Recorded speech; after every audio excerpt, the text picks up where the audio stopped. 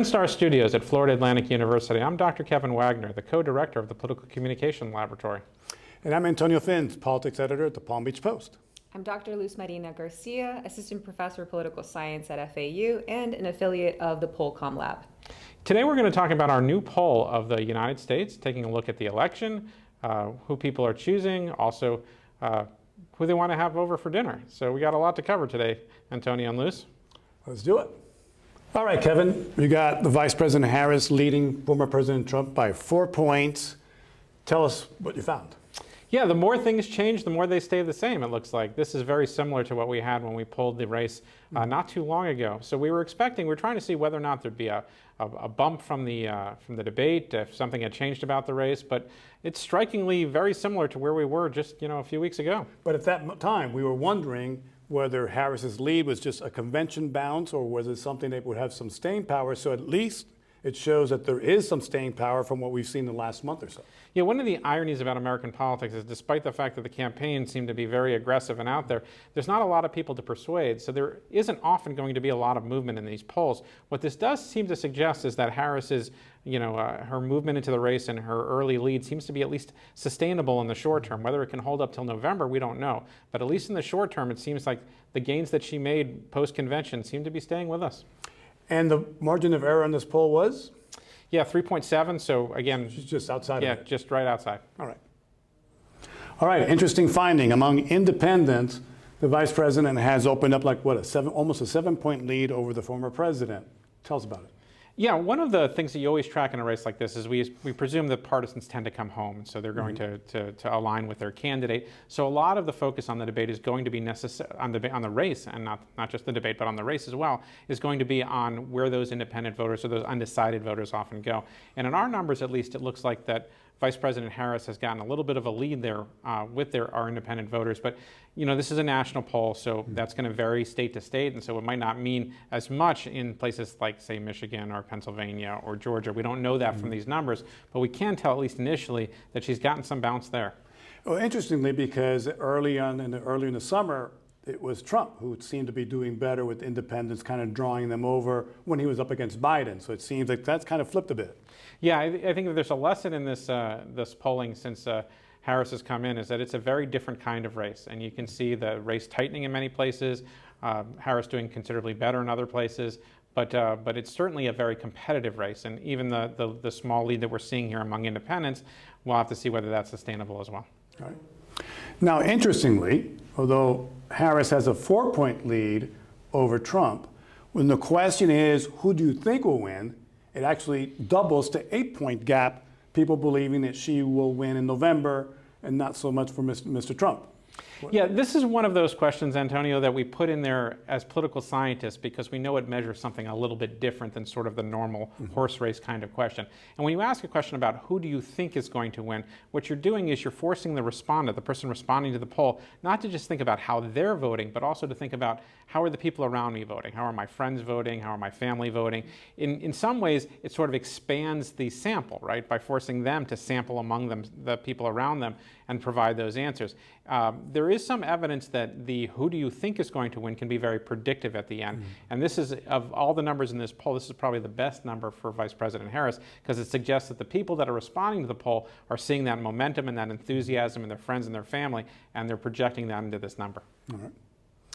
All right, almost as big of the news that debate night as the performance of the two candidates was a social media post by Taylor Swift in which she said she would vote for the vice president. So the question is, how big an endorsement is that? What'd you find? You asked the question.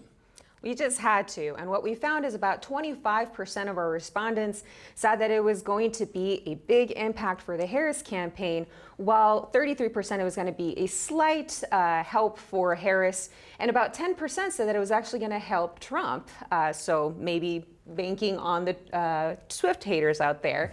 And 32% rather said that it's not going to really have an effect. And what research shows is that celebrity endorsements do garner visibility and engagement with elections, but they don't really persuade voters. And with the general election, people are going to step out and probably already have their mind made up. But what we did see from that message after the debates from Swift is that she put a unique link to vote.gov, and about 400,000 individuals have visited the site using that link. All right. All right, let's talk about the actual process of voting itself. Despite all the rhetoric about election integrity and security of elections, what we find in the poll is that most people, almost 60%, are going to cast a vote early or they're going to cast it by mail. And the actual election day traditional voter is just about 40% of the electorate. Tell us a bit about how that worked out. Well, it seems to me since the 1980s, there's been several ways, an increase of ways that people can actually cast their ballot. The idea being that if you make the cost of actually voting lower by, say, not needing, I don't know, transportation or a day off or something of the sort, that means that more people will turn out to vote. And what we're seeing here is that people still prefer that election day kind of ritual. And we see a couple of breakdowns here, yes, by party and ideology. And it's very interesting to see this breakdown because it does signify some preferences based on a couple of characteristics. All right, although 40%, just 40% said they were going to go on election day, it skews heavier toward Republicans and independents. Republicans by almost 50% are going to vote on election day, and independents, almost 45% are going to will vote on election day. Tell us about the breakdown. I mean, I guess they really want that sticker so they can place it on a place of their choosing. But what we also see is that Democrats have a preference for vote by mail. And so I'm guessing it's somewhat of looking at what people want to experience from the election process. I think a lot of people do feel some kind of inherent good feeling from showing up on election day. Although those polls on Tuesday are going to be open till 7 p.m., the costs are going to be high, and hopefully that preference doesn't, I don't know, turn into perhaps a harder time getting to the polls. They also open up at 7 a.m., so get there early. All right, so let's get a little policy wonkish here. At the debate, one of the big topics was President Trump's proposed tariffs. You polled it. What'd you find? Well, the interesting question for us was, not, the actual effective tariffs, because most economists agree they do actually indicate the raise in prices.